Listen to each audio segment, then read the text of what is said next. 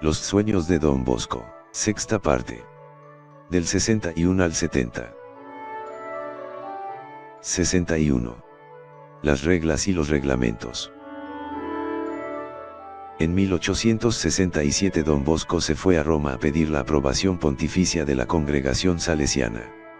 Llevaba las reglas, constituciones o reglamentos que se le habían inspirado en sus sueños. No se separaba del ejemplar de las santas reglas que había escrito según las normas que le habían sido sugeridas por el cielo en sus sueños, Padre Lemoyne. 62. El sueño y los rebaños. 1867.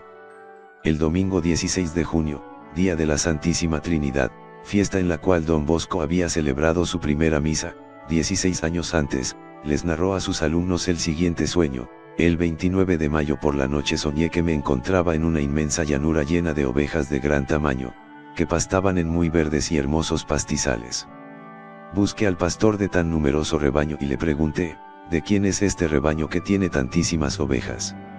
Él, llevándome a recorrer tan espacioso valle, me dijo: ya sabrás de quién es este rebaño. Y vi que una parte del rebaño había aguas abundantes, pastizales muy verdes y árboles que proporcionaban sombras refrescantes, y allí pastaban muchas ovejas muy hermosas. Pero más allá había unos desiertos sin pastos, ni aguas, ni sombras, y allí había también numerosas ovejas, pero flacas, feas y desnutridas.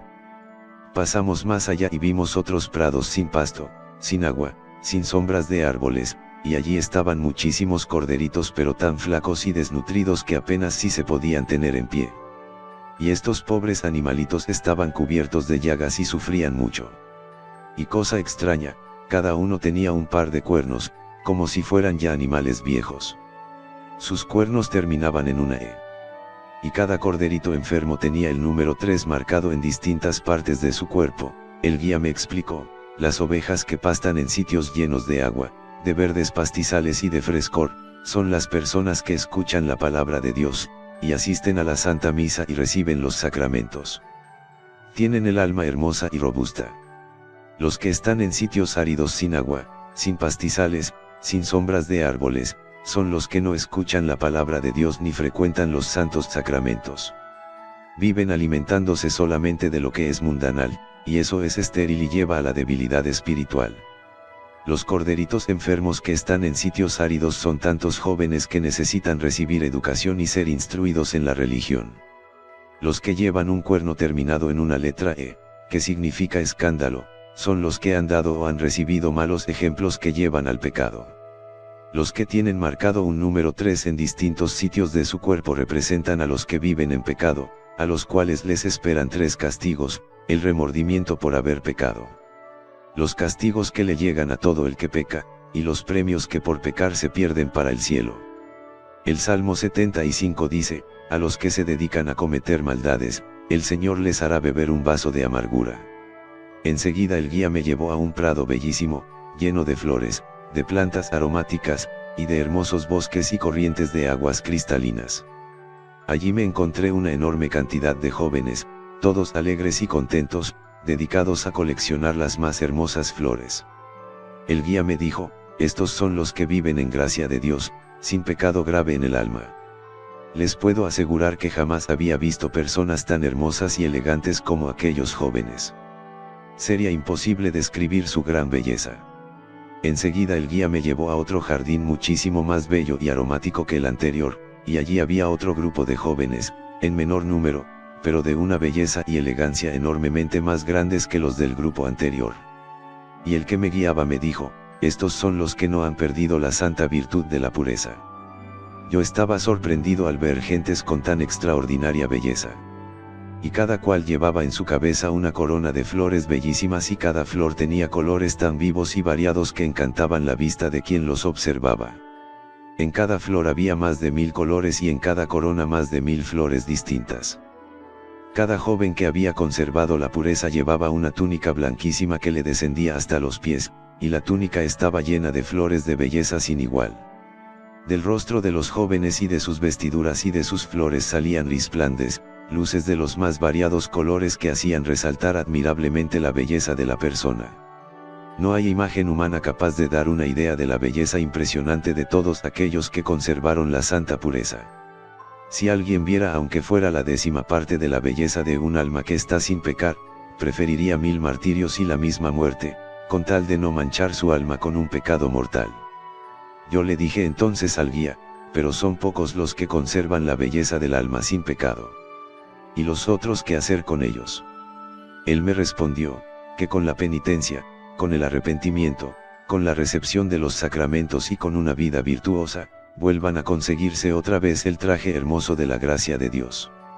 Le pedí un último consejo, y me dijo, dígales a todos que si supieran cuán hermosa y simpática es un alma en gracia de Dios y una persona que conserva la santa virtud de la pureza, estarían dispuestos a hacer cualquier sacrificio con tal de no cometer un pecado grave y con tal de conservar la pureza o castidad. Dígales que se animen a luchar con entusiasmo por conservar o recuperar esta bella virtud que supera a muchas otras virtudes en belleza y resplandor. Y al oír esto, me desperté. Jóvenes, hay algunos que todavía conservan la santa virtud de la pureza. Hay muchos que tienen el alma sin pecado grave. Los felicito. Si vieran lo hermosa que está su alma, preferirían cualquier sacrificio y hasta la misma muerte con tal de no perder la gracia de Dios ni la pureza. Lástima que algunos que externamente parecen buenos los vi en el sueño con unos cuernos grandes y muy feos en la cabeza. 63. El purgatorio. Primera parte. Mensaje de un difunto. El 25 de junio de 1867 habló así a la comunidad: soñé que viajaba hacia una ciudad y que atravesaba por pueblos desconocidos y que deseaba saber cómo será el estado de un alma en la otra vida. De pronto oí la voz de una persona desconocida que me decía: ven conmigo y podrás ver y conocer lo que deseas. Obedecí inmediatamente y seguí a esa persona que viajaba a la velocidad del pensamiento y sin tocar tierra. Y yo viajaba de la misma manera.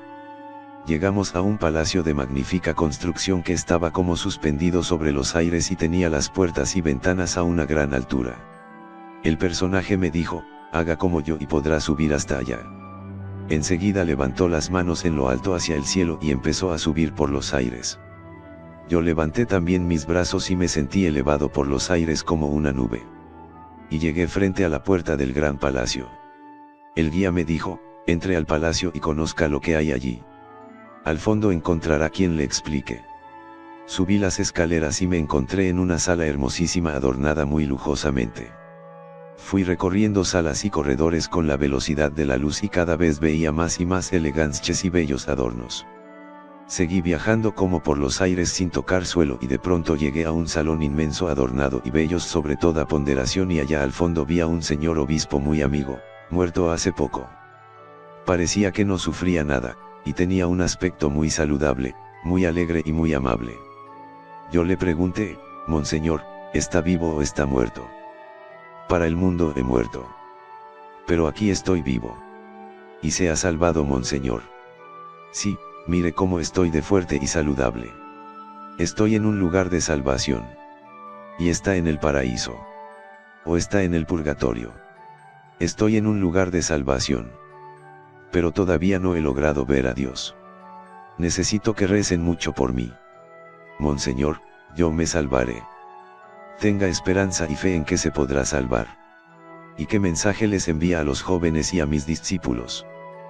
Que sean obedientes, que se porten bien, que cuiden mucho la virtud de la pureza y que se confiesen frecuentemente y comulguen con fervor y devoción. ¿Y qué otro consejo les quiere enviar? Que se quiten de los ojos del alma esa niebla que no les deja ver bien, y que consiste en que por pensar como el mundo no se dedican a pensar en lo sobrenatural. ¿Y qué deben hacer para quitarse esa niebla o nube? Que piensen que el mundo está todo puesto en el maligno, como dijo San Juan. Que no se dejen engañar por las apariencias de lo que es mundano y materialista. Muchos se imaginan que los placeres, las riquezas, las vanidades y los goces del mundo pueden hacerlos felices, y se dedican sin freno a todo eso, pero el libro santo dice: todo es vanidad de vanidades y aflicción de espíritu. Que se acostumbren a ver lo mundano y material, no según su apariencia sino según su realidad. Porque los juicios de Dios son diferentes de los del mundo, y lo que la gente aprecia como sabiduría y de mucho valor material, puede ser necedad y de poco valor para Dios.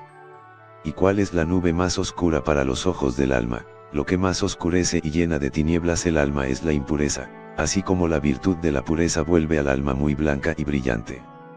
El vicio de la impureza es como un negro nubarrón que impide a la gente ver el precipicio tan peligroso a donde van a caer si se dedican a pecar.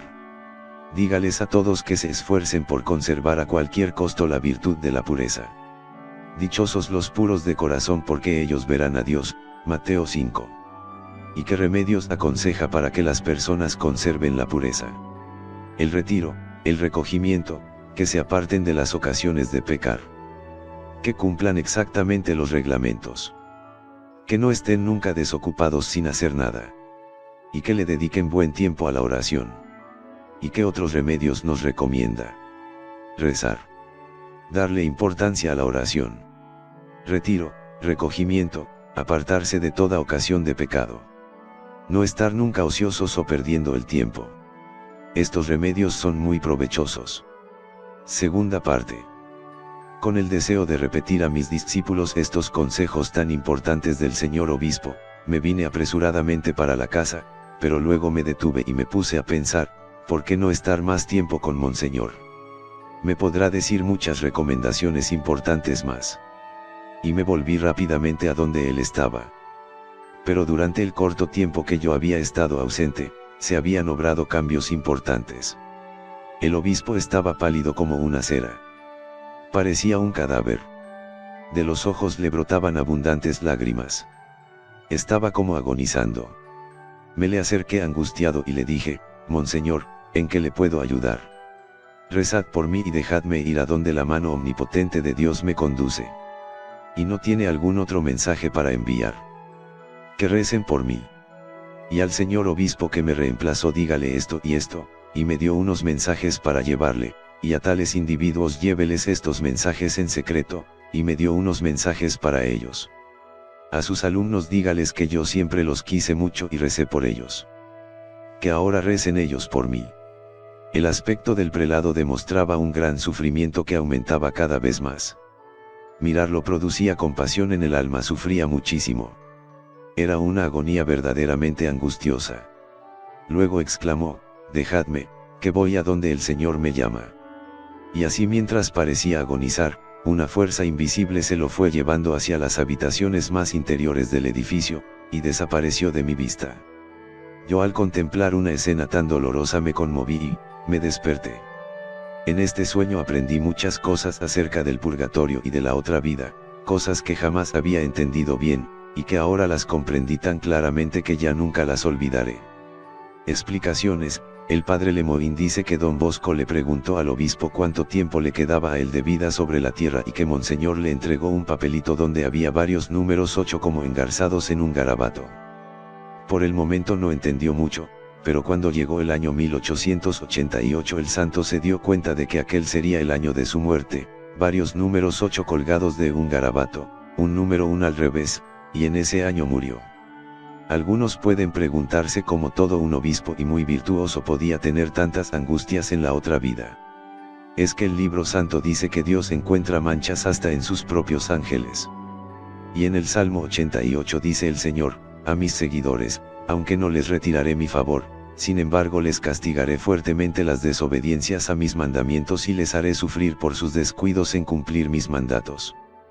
Don Bosco narraba después que él fue donde el obispo reemplazante a comunicarle los mensajes que le enviaba el obispo muerto, y que eran muy importantes para el buen orden de la diócesis. Y a los otros individuos también les llevó a cada uno el mensaje del difunto. A los alumnos les repitió en varias ocasiones los 3 consejos del prelado desde la otra vida, para evitar el pecado, ante todo retiro, apartarse de las ocasiones de pecar.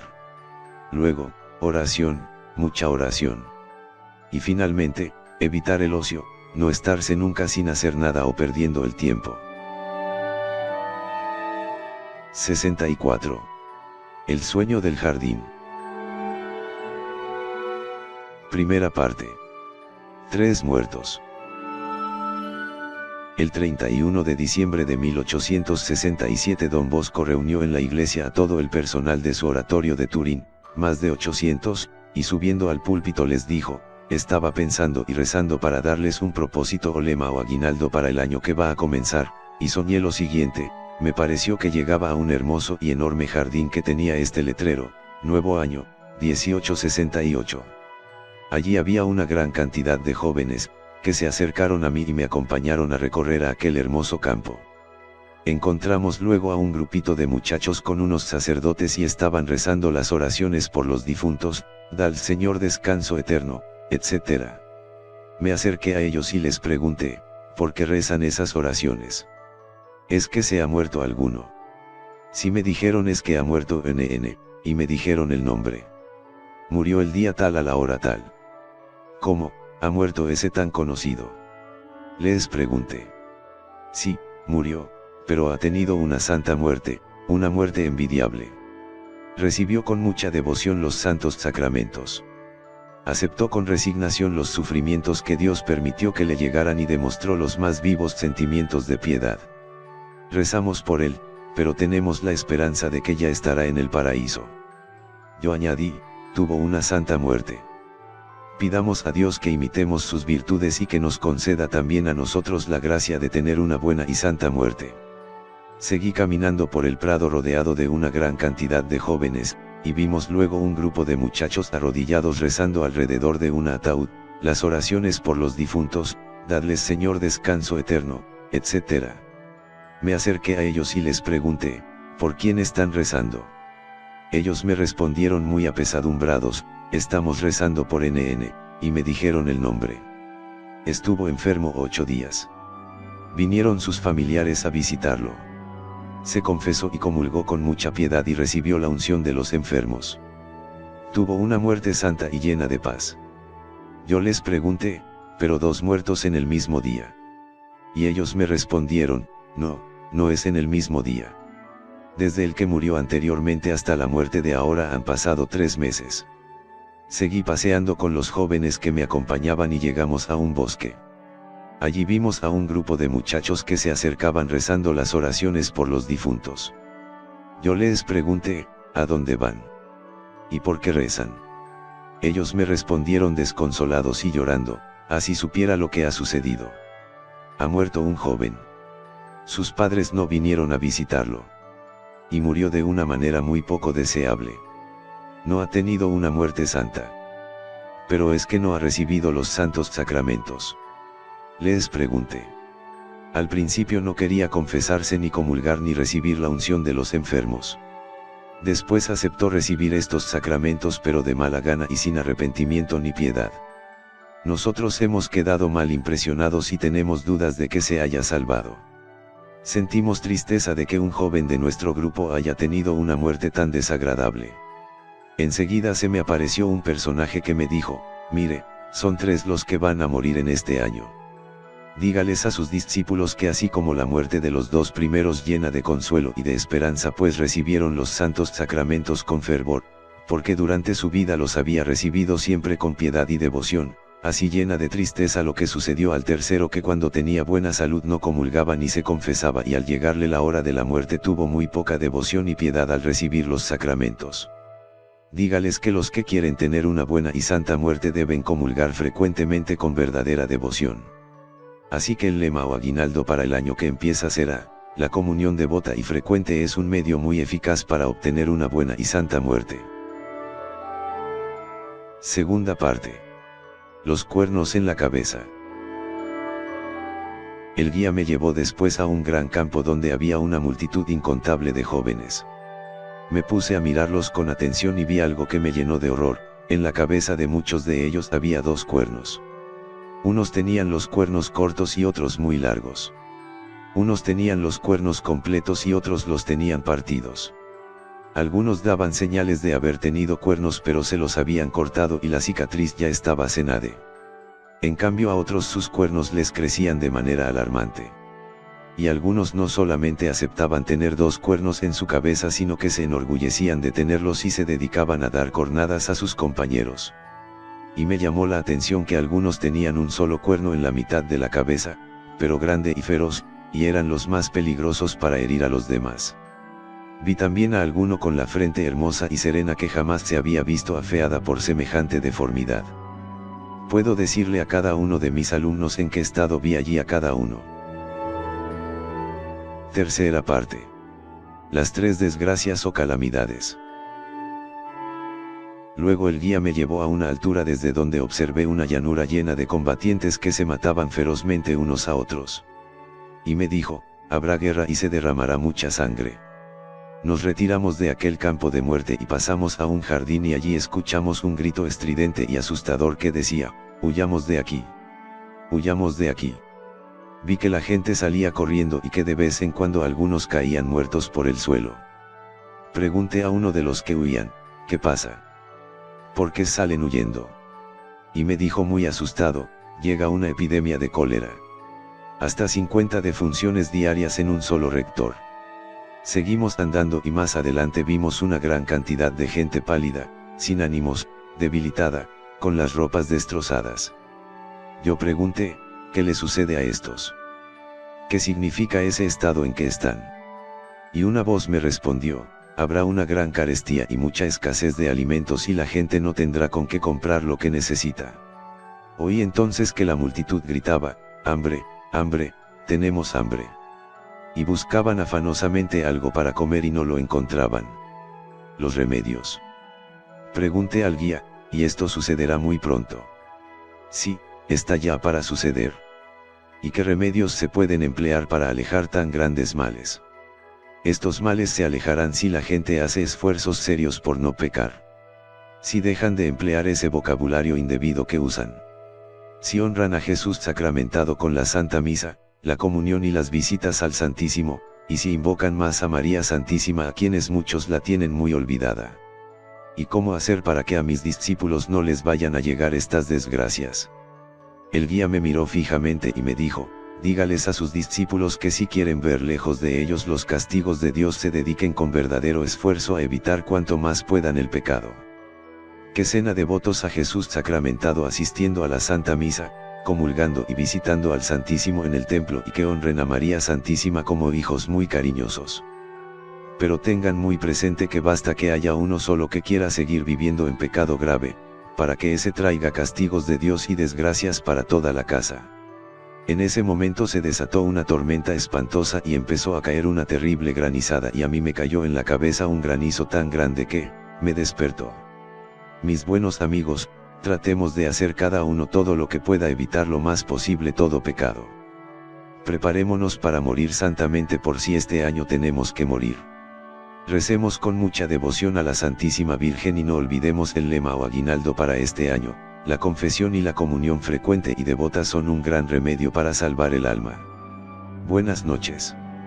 Explicaciones. El salesiano Esteban Borlí escribió el sueño tal cual se lo oyó contar aquella noche a don Bosco, y los salesianos Joaquín Bertou y José Bologna se propusieron anotar bien los datos sucedidos durante aquel año para ver si se cumplían los anuncios hechos por el santo al narrar este sueño. En ese año murieron 3 jóvenes del oratorio. Al principio uno, que murió muy santamente. 3 meses después murió otro asistido personalmente por don Bosco. Y más tarde murió el tercero a quien el padre Cagliero a duras penas logró hacer que se confesara antes de morir. En los cuernos en la cabeza pudo ver muy claramente el estado espiritual de sus alumnos y hasta conocer a algunos que estaban haciendo mucho mal. Las 3 desgracias sucedieron en ese año de manera muy dolorosa y en el mismo oratorio de Turín se sufrió mucho por la escasez de alimentos y porque los papás de los alumnos habían quedado en tan gran pobreza que no tenían con qué pagar la módica pensión que allí se les cobraba. Pero los que vivían en gracia de Dios, y eran devotos del Santísimo Sacramento y de la Virgen María, alejaron la epidemia y consiguieron muchas ayudas de Dios para todos los de la casa. 65. Saltando sobre la torrente. El 17 de abril de 1868 el padre director del colegio de Lanzó, donde estaba hospedado don Bosco, le preguntó por qué había dado durante la noche unos gritos que demostraban gran pavor. El santo contó que esa noche había tenido el siguiente sueño: soñé que me encontraba a la orilla de un torrente no muy ancho pero de aguas turbias y tormentosas.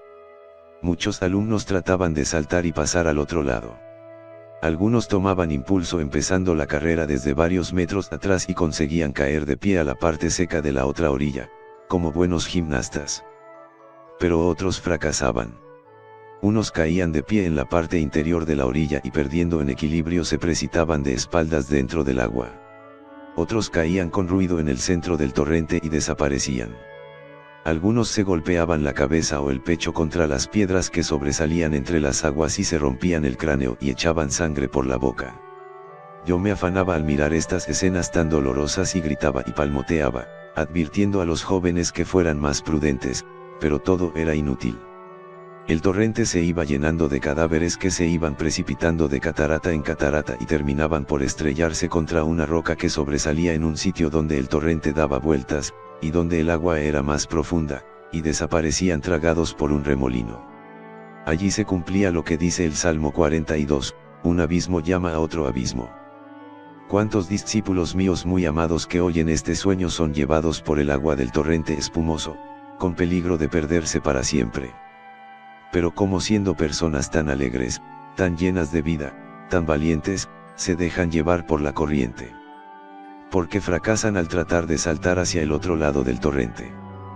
Puede ser porque tienen algún compañero, alguna amistad que les pone zancadilla, que los tira hacia atrás, o que les da un empujón, con lo cual pierden el equilibrio y caen a las aguas tormentosas, y fallan el salto, y pueden perderse para siempre.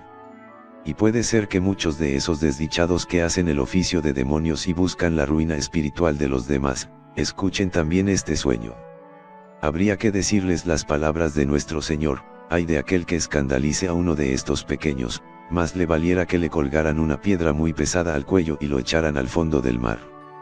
Yo les pregunto, ¿por qué querer encender con sus malas conversaciones las malas pasiones en los corazones de los demás? ¿Por qué burlarse de los que rezan y reciben los sacramentos y con sus burlas alejan a algunos de recibirlos? Con esto lo único que consiguen son castigos de Dios. Yo les suplico, aléjense del pecado. Traten en serio de salvar su propia alma. Yo quiero ayudarles a todos a conseguir el paraíso eterno. La orilla desde donde saltan los jóvenes es la vida ordinaria de cada día. La orilla a donde quieren llegar es la gloria del paraíso. El agua del torrente son los pecados y las ocasiones de pecar, que arrastran y causan la muerte espiritual a las personas. Los gritos que el padre director oyó en la pieza de Don Bosco eran los avisos que les enviaba a los imprudentes que se lanzaban sin cuidado e iban a ser arrastrados por la corriente. 66. Las fieras y los jóvenes. 1868. Soñé que llegaba a un campo donde todos los jóvenes se dedicaban a jugar alegremente. Pero de pronto se presentó una escena muy desagradable. Aparecieron animales feroces de todas clases, leones cuyos ojos brillaban de crueldad, tigres que afilaban sus garras para destrozar, lobos que rodeaban traicioneros a los grupos de jóvenes para hacerles mucho mal, osos que producían miedo al extender sus enormes manotas para ahogar y asfixiar a los que se les acercaran. Y las fieras se lanzaban contra los jóvenes, muchos de los cuales quedaban extendidos por el suelo como muertos. Las fieras destrozaban con sus uñas a muchísimos muchachos y a otros los mataban a mordiscos. Muchísimos jóvenes corrían llenos de temor y se me acercaban diciéndome: Don Bosco, defiéndanos. Sin embargo, algunos eran tan imprudentes que en vez de huir de aquellos mortales enemigos se ponían a jugar con ellos y a sonreírles, con gravísimo peligro de ser destrozados por ellos. Yo corría de un lado a otro llamando a unos y a otros y rogándoles a gritos que no se acercaran a las fieras.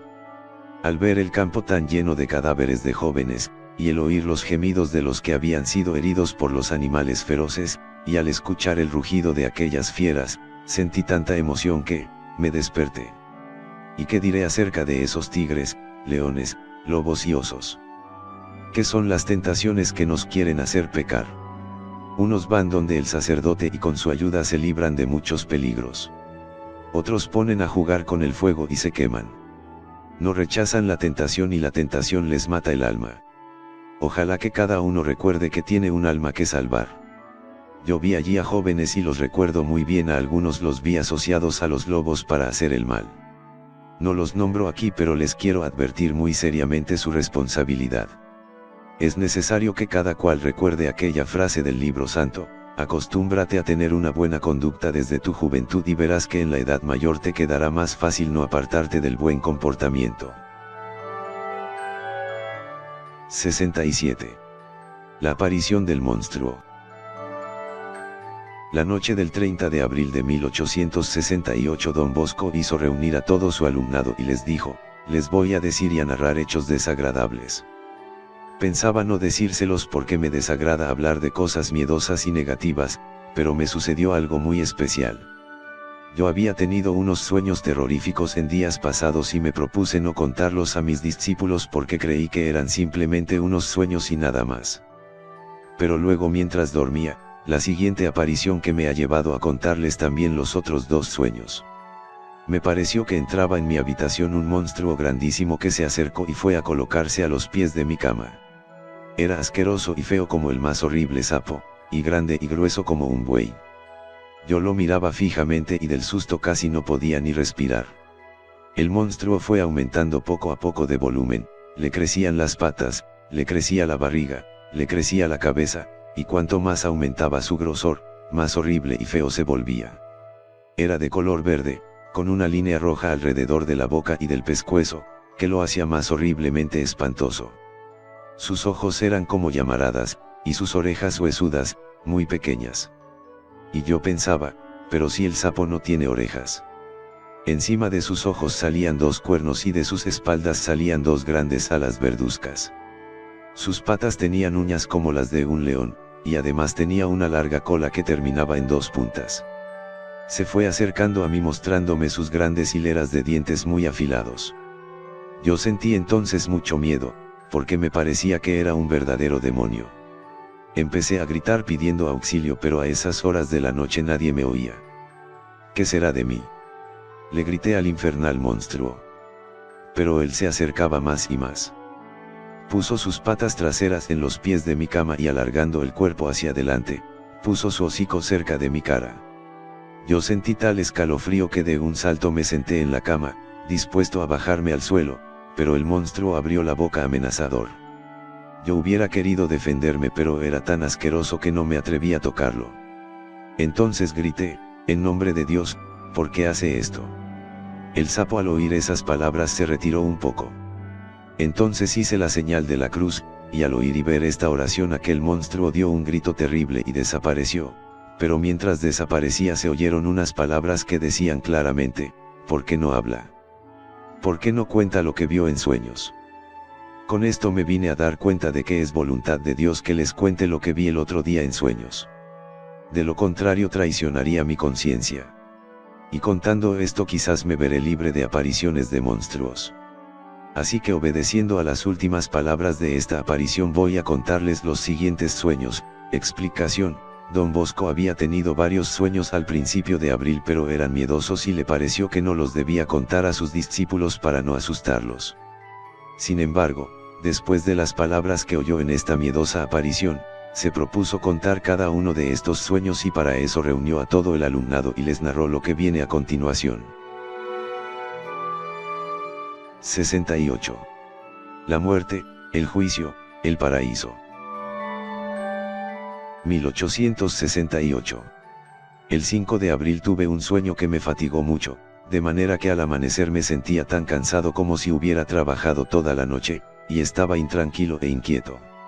Soñé que me había muerto y que me presentaba ante el juicio de Dios para darle cuenta de mis palabras, acciones y pensamientos. Luego soñé que llegaba al paraíso y que me encontraba muy feliz allá. Al despertarme se me fue la ilusión de estar gozando ya en el paraíso, pero me vino el consuelo de no tener que presentarme todavía a dar cuentas ante el tribunal de Dios y de tener tiempo para prepararme mejor a una santa muerte. Mi propósito fue hacer en adelante todo lo posible por salvar mi alma y conseguir el paraíso eterno. Estas cosas puede ser que no tengan importancia para los que las oyen, pero para mí sí fueron de mucha importancia porque me hicieron pensar seriamente en lo que me espera al final de la vida. El libro santo recomienda: piensa en lo que te espera al final de la vida, y así evitarás muchos pecados. Ecles 7:40. El próximo sueño sí es de mayor interés para los oyentes. 69. El sueño de la vid. 1868. Primera parte. La vid que crece. El 9 de abril, era jueves santo y apenas me dormí y empecé a soñar. Vi que estaba en el patio rodeado de muchos sacerdotes, clérigos y alumnos. De pronto nació junto a nosotros una vid o mata de uvas, y empezó a crecer de manera admirable y a subir y subir. Se llenó de hermosas ramas y cada rama tenía grandes y sabrosos racimos de uvas. Y fue creciendo rapidísimamente hasta cubrir todo el patio del colegio y varias hectáreas más a su alrededor. Y lo admirable es que las ramas se extendían sin apoyarse en nada formando un inmenso techo que nos cubría a todos. Qué bellas eran sus hojas, qué agradables sus racimos, qué impresionantemente bella era toda aquella vid. Mis compañeros y yo decíamos entusiasmados, pero ¿cómo logró crecer de manera tan rápida? De un momento a otro todos los granos de uva se convirtieron en muchachos que caían al patio y se dedicaban a jugar alegremente debajo de aquella inmensa vid. Allí estaban mis discípulos de ahora y los que vendrán en los tiempos futuros. Segunda parte. La vid sin frutos. De pronto la alegría de los jóvenes desapareció y la vid fue cubierta con un gran velo de luto y desaparecieron todos sus frutos. Un personaje se me apareció y me mostró un letrero donde estaba escrita aquella frase del Evangelio que dice, he venido a buscar frutos y no los encuentro, San Lucas 13:6. Es lo que Jesús anunció que dirá el Señor cuando llega año tras año y no los encuentra. Jesús dijo que añadirá, quítenle de aquí para que ocupar un sitio inútilmente. San Lucas 13:7. Yo le pregunté al personaje qué significaba aquel velo oscuro y aquel letrero y me respondió, esos son los que pudiendo hacer el bien no lo hacen. El apóstol Santiago dice, el que puede hacer el bien y no lo hace, peca. Son los que hacen bien para ser vistos y para aparecer bien ante los demás. De ellos dijo Jesús, todo lo hacen para ser vistos y alabados por la gente, y por eso ya recibieron su premio en esta tierra. Son los que si se portan bien lo hacen es por temor a los castigos y regaños, y no por agradar a Dios. Son los que cumplen sus deberes como a la fuerza y no de buena gana y alegremente. Sentí una gran tristeza al ver en este grupo algunos que yo creía muy buenos, sinceros y de excelente voluntad. Pero el grupo que venía luego era mucho peor. Tercera parte. Los frutos dañados. Enseguida se me presentó una nueva escena, más angustiosa que la anterior. Vi que entre las ramas de la vid había muchísimos racimos de uvas que a primera vista aparecían raquíticos, podridos y llenos de moho. Unos estaban llenos de gusanos y de insectos que los devoraban. Otros estaban picoteados por las aves y las avispas. Varios estaban podridos y secos. Ningún buen fruto se podía sacar ya de ellos. Y todos despedían un hedor fastidioso. De un momento a otro aquellos racimos de uvas se convirtieron en jóvenes, pero no eran ya aquellos muchachos alegres y contentos y hermosos que había visto al principio del sueño. Estos tenían un rostro feo, sombrío, triste y cubierto de llagas. Andaban encorvados y melancólicos. Ninguno hablaba. Allí había discípulos míos de la actualidad, y discípulos que llegarán en el futuro. Todos estaban avergonzados y no se atrevían ni levantar la mirada. Espantado pregunté a mi guía por qué los que antes estaban tan contentos y hermosos aparecían ahora tristes y feos. Él me contestó, esas son las consecuencias del pecado. Los jóvenes empezaron a desfilar delante de mí y el guía me dijo, obsérvelos bien detenidamente. Me puse a mirar atentamente y vi que algunos llevaban escrito en la frente o en la mano su pecado. Me quedé aterrado al ver algunos que yo me imaginaba que eran excelentes personas, tenían el alma manchada con culpas gravísimas. En la frente de unos se leía, impureza. En la de otros, escándalo y mal ejemplo. En otros, orgullo, vanidad, ira, mal genio, rencor, espíritu de venganza, desobediencia, malas palabras, pecados de lengua, robo, gula. El guía me dijo, recomiéndeles que si quieren alejar esos pecados tienen que frecuentar los sacramentos de la confesión y de la comunión. Que cuiden sus miradas, que huyan de las malas lecturas y de las malas conversaciones. Que recen más y mejor. Estudio, trabajo y oración son 3 remedios que los conservarán buenos. Cuarta parte. Los frutos buenos. Se corrió un velo y apareció una nueva escena, una vid llena de los más hermosos racimos de uvas. Daba gusto mirarlos, y esparcían a su alrededor una fragancia exquisita. Los racimos se convirtieron enseguida en jóvenes, llenos de vigor, de hermosura y alegría. Son discípulos míos de ahora y discípulos que llegarán en tiempos futuros. Sus rostros eran alegrísimos y radiantes de felicidad. Y el guía me dijo, estos son aquellos discípulos tuyos que en lo presente y en lo futuro logren practicar la virtud y producir buenos frutos para el cielo. Y me alegré mucho al verlos, pero sentí también cierta tristeza porque no eran tantos como yo había deseado que fueran. Quinta parte. Las uvas malolientes. Vi luego que aparecía otra mata de vid con enormes ramas y con uvas tan grandes, que se necesitaba la fuerza de un hombre para poder llevar un racimo. Las uvas eran muy bellas por fuera, pero el padre Cagliero quiso probar una e inmediatamente sintió náuseas y tuvo que escupir varias veces diciendo, esto es un veneno. Esto es capaz de matar a un cristiano. Luego apareció un personaje y yo le pregunté, ¿cómo se entiende que unas uvas tan hermosas tengan un sabor tan desagradable? Él me respondió y me dijo, observe bien detenidamente cada uva. Me acerqué y observé y en cada grano de uva vi el nombre de uno de mis discípulos, y junto a sus nombres leí con horror algunos de estos letreros, orgulloso infiel a sus promesas. Impuro hipócrita descuidado en sus deberes calumniador vengativo duro en su trato comulga en pecado desobediente y rebelde escandaloso, da mal ejemplo enseña cosas indebidas. Delante del nombre de otros vi escrito alguno de estos letreros, su Dios es su vientre, come o bebe de gula. La ciencia lo ha vuelto orgulloso. Busca sus propios intereses, y no los de Jesucristo. El personaje tomó una vara y dijo, hay que golpear esa mata de uva. Yo le respondí, en el Evangelio se cuenta que el viñador pidió de plazo 1 año para cuidar mejor la mata de uva, antes de que fuera castigada. San Lucas 13:8. El personaje dijo, se les concede ese plazo, pero si no cambian vendrá el castigo. Sexta parte. La granizada. De un momento a otro aquellos granos de uva que estaban tan podridos se fueron volviendo más grandes y repugnantes y el guía gritó, miren ya viene el castigo de Dios. Y entonces estalló una horrenda tormenta y la oscuridad de una espesa nube cubrió la vid, retumbaron los truenos, brillaron los relámpagos y empezaron a caer una espantosa granizada. Cada granizo era tan grande como un huevo de gallina. Los granos de granizo eran unos de color negro y otros de color rojo y olían horriblemente mal. Y vi que cada granizo negro llevaba escrito esta palabra, impureza, y cada grano rojo tenía grabada esta otra palabra, orgullo. Y el guía me explicó, esos son dos pecados que pueden hacer muchísimo daño a tus discípulos, la impureza y el orgullo. Los granizos fueron destronando sin compasión todos los racimos de uvas y se esparció un olor insoportable. Yo lleno de asco y de miedo quise salir corriendo y al empezar a correr, me desperté. Como ven, este sueño es muy desagradable y por eso pensaba no narrarlo, hasta que se me apareció aquel monstruo y oí la voz que me gritaba, ¿por qué no hablas? ¿Por qué no cuentas lo que has visto en sueños? Pero ahora tengo que contarles otro sueño todavía mucho más desagradable y miedoso que los anteriores. Eso será mañana.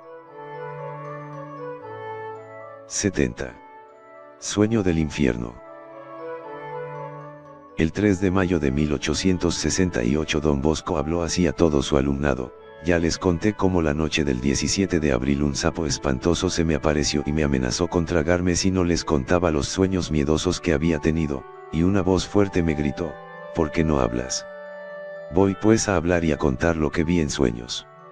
Acababa de dormirme cuando vi que se acercaba a mi cama el guía de los anteriores sueños, el cual me dijo, véngase conmigo. Rápido que no hay tiempo que perder. Lo seguí y mientras caminábamos le pregunté, ¿a dónde me va a llevar esta vez? Él me respondió, ya lo verá. Llegamos a una llanura tan grande que no se veía dónde terminaba. Pero era como un desierto. No se veía por allí ninguna persona, ni fuentes, ni plantas verdes. Las pocas plantas que había eran secas y amarillentas. Después de un largo y triste viaje por aquel desierto llegamos a un camino ancho y fácil. Era como para recordar la frase del libro santo: ancho es el camino que lleva a la perdición, y son muchos los que viajan por él. San Mateo 7:13. El camino estaba rodeado de rosas y de lindas flores. Y aquella vía iba descendiendo cuesta debajo de tal modo que yo empecé a descender de una manera tan precipitada que casi no necesitaba ni mover los pies, y la carrera era cada vez más veloz. Los lazos, de pronto vi que por el camino me seguían más discípulos de ahora y del futuro. Y noté cómo algunos caían por el suelo y eran arrastrados por una fuerza misteriosa hacia un horno ardiente. Entonces pregunté al guía, ¿qué es lo que hace caer a esos pobres? Y él me respondió con una frase del Salmo 139. Por el camino por el que andan les han tendido un lazo. Me acerqué y pude ver que los jóvenes pasaban por sobre muchos lazos tendidos a manera de trampas, pero que no se veían casi. Muchos de ellos al andar quedaban presos por los lazos sin darse cuenta del peligro y luego caían y eran llevados hacia el abismo. Unos quedaban presos por las manos, otros por los pies, algunos por la cabeza y otros por la cintura, e inmediatamente eran lanzados hacia abajo. Algunos lazos eran casi invisibles y muy delgados pero llevaban también al abismo y pregunté al guía qué significaban y él me explicó: es el respeto humano. El miedo a hacer el bien o a evitar el mal, por temor al que dirán o pensarán los otros. Pregunté de nuevo al guía por qué los jóvenes eran llevados fuertemente hacia el abismo. Y él me aconsejó: asómese, y mire bien. Me asomé y empecé a tirar de uno de esos lazos, el cual me traía hacia abajo. Tiré con fuerza del lazo y logré sacar del abismo a un espantoso monstruo que infundía espanto, y que mantenía fuertemente agarrada a sus garras la extremidad de la cuerda. Este era el que apenas alguno caía en la trampa lo arrastraba hacia el abismo. Le hice la señal de la cruz para que se alejara y exclamé: es el demonio que tiende a mis discípulos estos lazos o trampas para llevarlos a la condenación. Miré con atención aquellos lazos y vi que cada uno tenía un letrero. Uno decía: orgullo; otro: desobediencia. Un tercero se llamaba envidia y un cuarto tenía este letrero: pecados contra el sexto mandamiento, impureza. Algunos se llamaban ira, mal genio o pereza. Me puse a observar cuáles eran los lazos que más gente se llevaban al abismo y noté que eran los de impureza, desobediencia y orgullo. Vi a unos jóvenes que descendían al abismo a mayor velocidad que los demás y pregunté al guía por qué bajaban más deprisa y me respondió: porque son arrastrados por el respeto humano. Temor al que dirán o pensarán los demás. Los cuchillos, y otras armas. Pero noté también que entre los lazos estaban esparcidos unos cuchillos y que con ellos se podían cortar los lazos y librarse de ser arrastrados hacia el abismo. El cuchillo más grande se llamaba meditación. Otro poco menor tenía este letrero: lecturas de libros buenos. Había también dos espadas para cortar los lazos. Una se llamaba devoción al Santísimo Sacramento y en la otra devoción a la Santísima Virgen. Y un martillo con este letrero: confesión. Muchos rompían con estas armas los lazos al quedar prendidos o se defendían con ellas para no caer en sus trampas. Y hasta había algunos que lograban pasar entre los lazos sin dejarse amarrar por ninguno de ellos. El horrible camino. Desaparecieron las rosas que rodeaban el camino y solo aparecieron montones de espinas que punzaban y hacían muy difícil el caminar.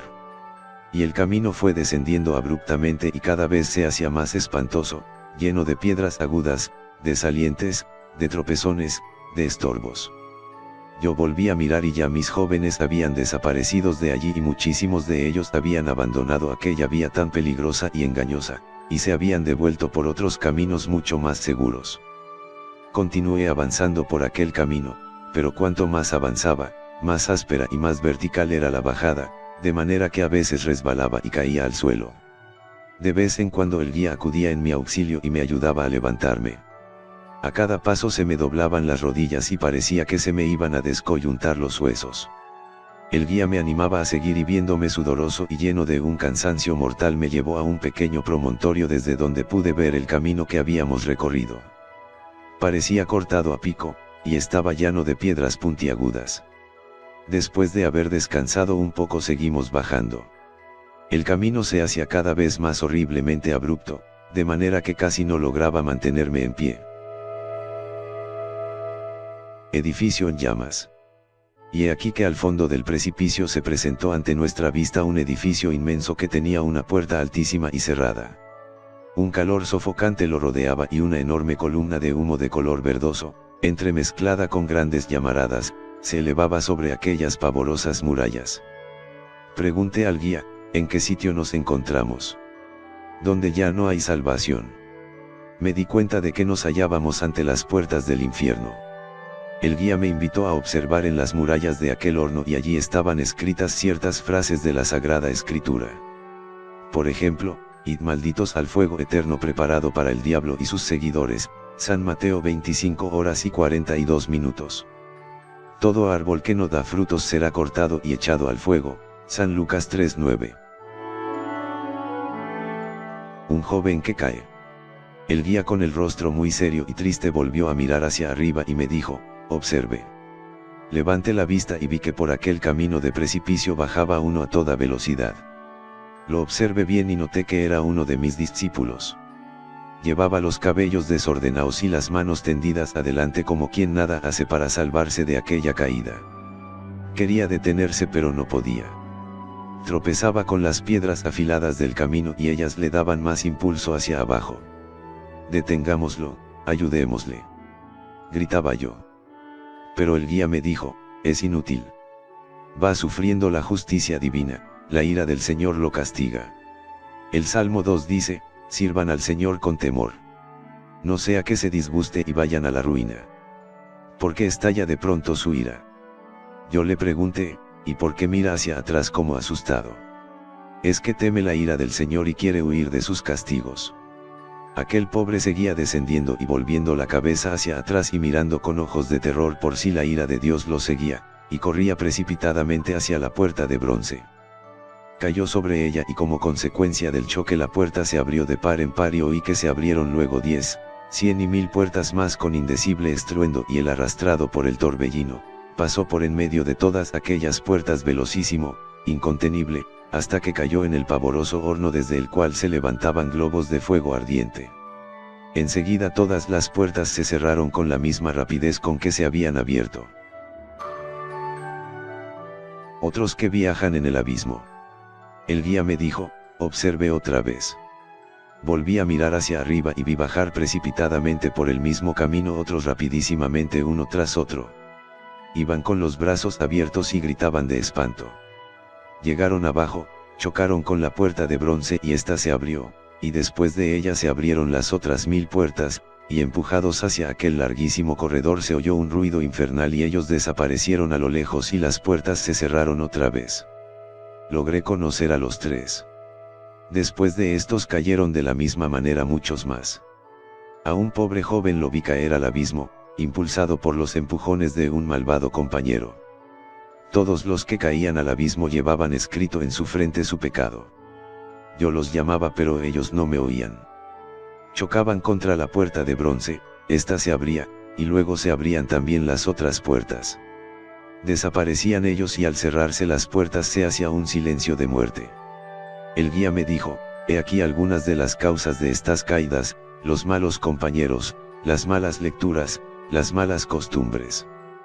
Yo le pregunté, pero entonces ¿para qué trabajar en nuestros colegios si estos vienen a llegar a un lugar tan horrible? Y él me respondió, eso que ha visto es el estado en que están sus almas, y si murieran ahora llegarían a este lugar. Todavía se les puede avisar y prevenir para que cambien. Pero cree que algunos se corregirán si se les avisa. Al principio les impresionará, pero después no harán caso, diciendo, se trata solo de un sueño. Y se volverán peores que antes. Algunos se confesarán por temor pasajero de caer en el infierno pero seguirán con el corazón apegado a sus pecados. ¿Y qué remedios recomendarles? Que obedezcan los que les dicen sus superiores, que cumplan bien el reglamento y que frecuenten los santos sacramentos. Entrando al mismo infierno. El guía me invitó a entrar al infierno.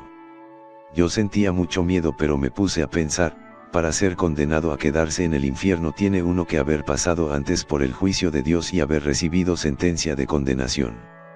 Y yo no he recibido todavía esa sentencia, luego, Entremos.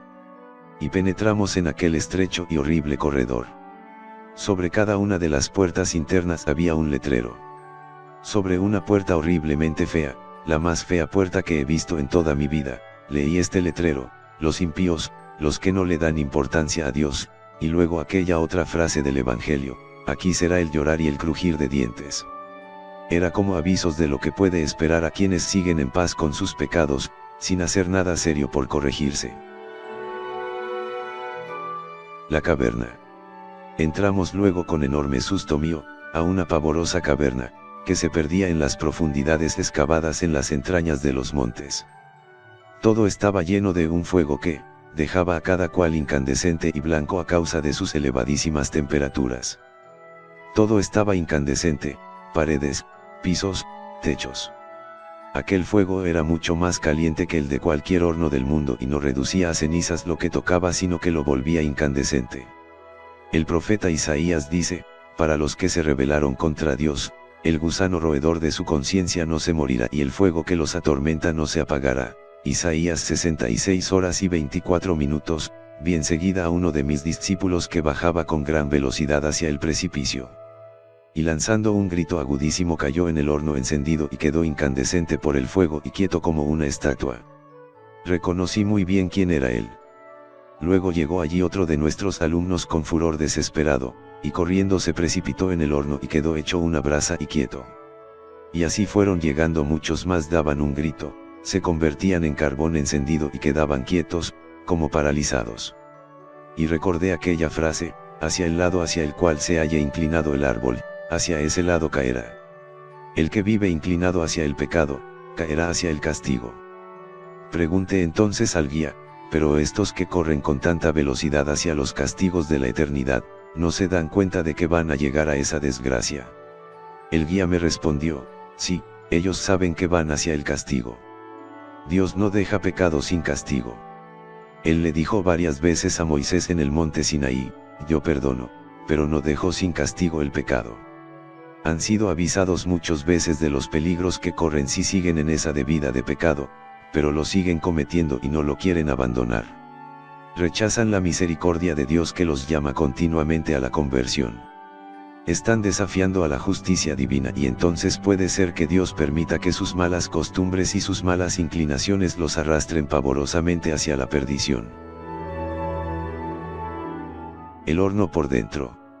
El guía me invitó a observar lo que había dentro del horno ardiente y me acerqué y observé y vi con horror que aquellos pobres infelices se propinaban mutuamente tremendos golpes, causándose heridas terribles y se mordían como perros rabiosos. Otros se arañaban unos a otros el rostro o se destrozaban las manos. Visión celestial. Pronto se despejó la parte superior del horno y pudieron ver allá arriba, en un hermosísimo cielo, a sus compañeros que tuvieron un buen comportamiento y que eran totalmente felices y hermosos para siempre. Esto aumentaba la tristeza y el desespero de los que se habían condenado. Se cumplían lo que dice el libro de la sabiduría: al ver el triunfo de los buenos quedarán consternados y dirán: esos son aquellos de los cuales nosotros nos burlábamos. Su buen comportamiento nos parecía una tontería y ahora son aceptados como hijos de Dios.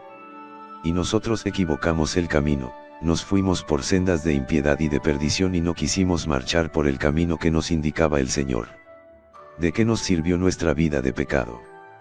Todo pasó como un humo alejado por el viento y en cambio los que se comportaron bien vivirán felices eternamente.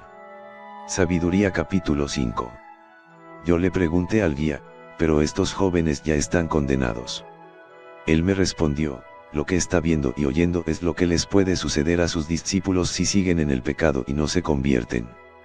Es un aviso para que no vengan acá, a este sitio de tormentos. Hay varios que si en este momento se mueren se condenarán, porque tienen el alma muerta por graves pecados.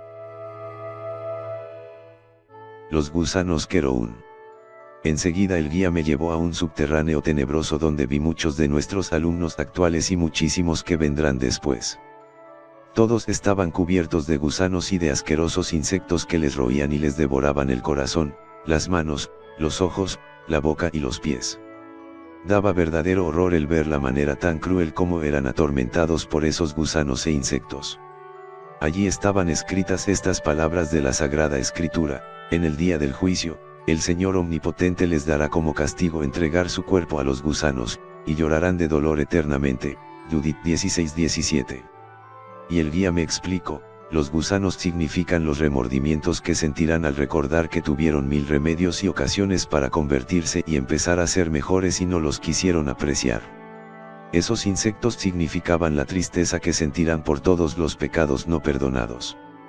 Son los recuerdos amargos de tantas promesas que le hicieron a Dios y a la Virgen de que iban a cambiar y a mejorar de conducta, y no cumplieron lo prometido. Serán las angustias que sentirán al pensar que habrían podido salvar si se hubieran hecho pequeños sacrificios para no pecar, pero no los quisieron hacer y se perdieron. Esos gusanos son los recuerdos de tantos propósitos de enmienda que fueron hechos pero no fueron cumplidos. El castigo eterno está lleno de gente que sí hizo propósitos de mejorar su conducta pero no los cumplió. La caverna más profunda. El guía me llevó luego a otra caverna mucho más profunda. Y allí me mostró los sitios destinados para muchos de nuestros jóvenes si no se enmiendan a tiempo. En uno de aquellos hornos vi escrito, pecados contra el sexto mandamiento, pecados de impureza. Allí vi a muchos que aparecen externamente como muy buenas personas, pero que tienen el alma manchada con pecados de impureza. Los recuerdo muy bien. El guía añadió, estos son los que no han confesado sus pecados de impureza o han callado algunos o no se arrepienten ni piden perdón de sus pecados impuros. Es necesario predicar siempre y en todas partes contra los pecados de la impureza. No hay que cansarse de avisarles para que se aparten de las ocasiones y peligros de pecar. Algunos hacen promesas pero no con sinceridad ni con verdadero deseo y propósito de dejar de pecar. Para hacer un propósito verdadero de enmienda se necesita una gracia o ayuda especial de Dios. Y esta se consigue si se pide mucho. Todo el que pide recibe. Todo lo que pidáis al Padre en mi nombre, os lo concederá, dijo Jesús. Hay que recordar a la gente que Dios es tan bueno que manifiesta especialmente su misericordia y su poder en perdonar y en compadecerse de los que se arrepienten y le piden perdón y quieren empezar a ser mejores. Recuerda que se necesita mucha oración y mucho sacrificio también de parte de quien dirige las almas. Hay que decirles a los jóvenes que le pregunten a su propia conciencia y que ella les aconsejará lo que tienen que hacer. ¿Y qué otro consejo me recomienda? Le pregunté. Que se aparten, que se alejen de su mala vida, de su mala conducta. Que cambien de conducta y de comportamiento. Luego me hizo ver otro horno. Allí había otro letrero, avaricia. Y estaban escritas aquellas frases de San Pablo, los que se dejan dominar por el deseo de conseguir riquezas caen en muchas tentaciones y en trampas del diablo. La raíz de todos los males es el afán de contener dinero, y algunos por dejarse llevar por el deseo de tener riquezas se extraviaron de la fe y se consiguieron muchos sufrimientos. 1 Timoteo 6:9. Y el guía me explicó, estos son los que apegan demasiado a los bienes terrenos. Los que viven deseando inmoderadamente ser ricos, los que roban, los que hacen trampa al comprar o vender, los que no devuelven lo robado, los que no devuelven lo que les han prestado. Hay que avisarles a tiempo para que no tengan después castigos y perdición. Pasamos a otro horno y allí estaba escrito, raíz de muchos males, la desobediencia. Y el guía me dijo, recuerden que fue la desobediencia lo que hizo que Adán y Eva fueran echados del paraíso. Los desobedientes tendrán un fin lastimoso. Hay muchos que no cumplen sus deberes, que no están donde deberían estar ni hacen lo que deberían hacer, y pierden tiempo y no obedecen lo que los reglamentos de su oficio les mandan.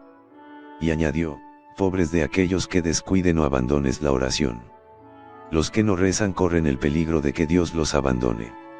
El profeta Zacarías dijo poco antes de morir, Dios se aleja de los que se alejan de él y abandona a los que lo abandonan a él. 2 Crónicas 24:20. Advertirles a todos que tengan cuidado para no leer libros poco piadosos, y que hay que tener horror a leer libros malos. Yo le pregunté emocionado, ¿y qué otros consejos me recomienda para mis discípulos? Él me miró fijamente y añadió, insístales en que sean muy obedientes a sus superiores, a sus reglamentos, a la Santa Iglesia y a sus padres. Recuérdeles que el ser fiel en las cosas pequeñas los salvará de muchos males. Adviértales que tienen que evitar el ocio, no perder el tiempo, no estarse sin hacer nada. que eso fue el origen del pecado de David. Anímelos a estar siempre ocupados, pues así el enemigo del alma tendrá menos oportunidades de atacarlos. Yo le agradecí al guía todo lo que me había enseñado y él me dijo, ahora que ha visto los sufrimientos que esperan a los que siguen en sus pecados, es necesario que experimente un poco en carne propia una muestra de estos sufrimientos. Hemos salido de la última puerta. Ahora toque simplemente este muro. No, no. Grité horrorizado. Pero él insistió, toque simplemente este muro para que pueda decir que estuvo visitando las murallas de los suplicios eternos y que pudo comprobar un poco cómo será la última pared, si la más lejana es tan terrible. Y continuó diciendo, este es el muro número 1000. Hay 1000 muros más, antes de llegar al último, a donde empieza el verdadero infierno. Entre un muro y otro hay 1000 kilómetros. O sea que entre este muro y el último hay 1.000.000 de kilómetros. Estamos a 1.000.000 de kilómetros del fuego del infierno. Toque pues este muro que está tan lejano del fuego principal. Y al decir esto, como yo me echaba hacia atrás para no tocar el muro, me agarró la mano, me la abrió con fuerza y me hizo golpear con ella la piedra de aquel muro número 1000. En aquel instante sentí una quemadura tan intensa y dolorosa, que saltando hacia atrás y dando un grito, me desperté.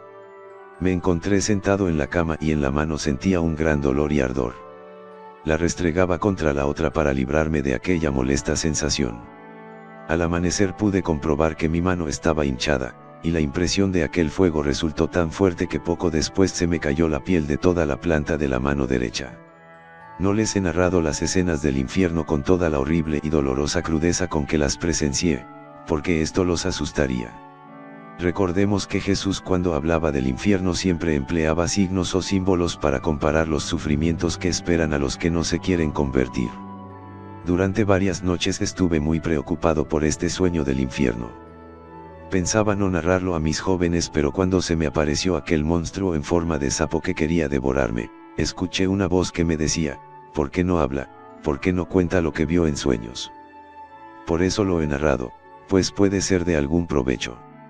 Más vale bajar al infierno en vida con el pensamiento, para huir así del pecado, que tener que ir a él con el alma en la eternidad por no haber evitado lo que ofende a Dios.